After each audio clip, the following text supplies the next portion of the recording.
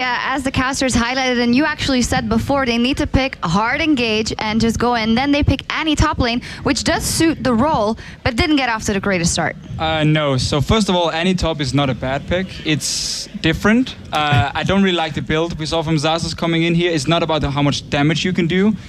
What they actually do in China, I've seen like once or twice maybe played over there. It's a bit more like off-tank build, a lot of cooldown reduction. Your E gives you a lot of armor and magic resist as well, so you want to have that up as often as possible. And then your focus is obviously being main engage, and then being also able to take quite a lot of damage actually before dying. Problem in this game for the Annie pick was the lane swap happened, and as soon as the wave was pushing down, it was being frozen, and Libic showed in the bottom lane for recent gaming, so it was now 2v2 in the bottom lane. And Faculty should just send their jungler and Xaxus top lane instantly, pushed out the wave, reset the whole thing so Annie could actually get some farm, because that's why he got denied so much. Yeah, it's always a little wonky when you start describing a pick as different, but not bad. But yeah, Annie top lane didn't work here because reason they had a good read. They said the cornerstone of and Faculty's composition was Annie. They needed her to engage. Like Lucian doesn't offer engage, Janna doesn't. Kha'Zix neither, nor Ahri. Charm maybe you can see, but they definitely wanted Annie to flash Tibbers, engage and survive, and they kept her down. At one point, she was stuck in mid lane trying to get some farm, loses her flash, couldn't go to top lane because Corki was freezing it, and as you said, if you don't deal with that problem, it's only getting worse and worse.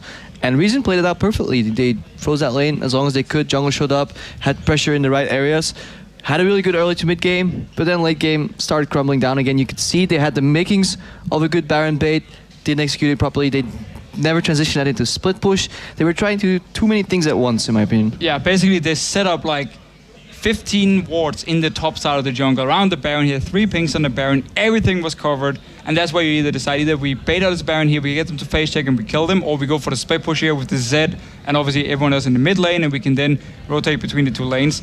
Decided to just run around in the mid, and Zed died a few times, but I have to say take fun in this series so far.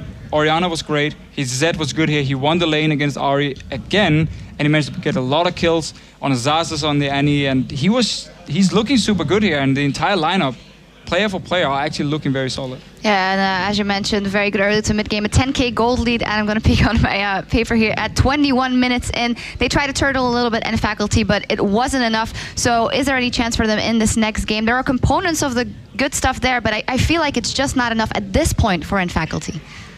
It's very hard to say what they have to do, because now they're trying to pick an Annie to get some engage, and then the lane swap ends up going wrong for them.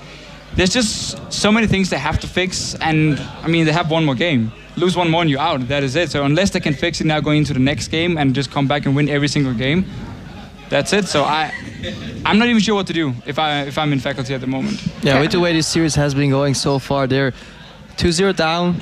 The ways they lost hasn't been all too great either, because they just missed every game. They missed like key components to what a team needs to bring to make it into the LCS. They didn't have that.